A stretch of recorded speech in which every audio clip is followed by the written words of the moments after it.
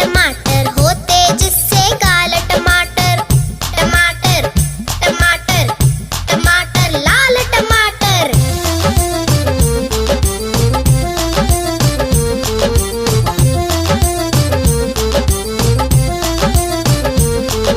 खून बढ़ाता लाल टमाटर, स्फूर्ति बढ़ाता लाल टमाटर। खून बढ़ाता लाल टमाटर, स्फूर्ति बढ़ाता लाल टमाटर। टमाटर टमाटर टमाटर लाल टमाटर।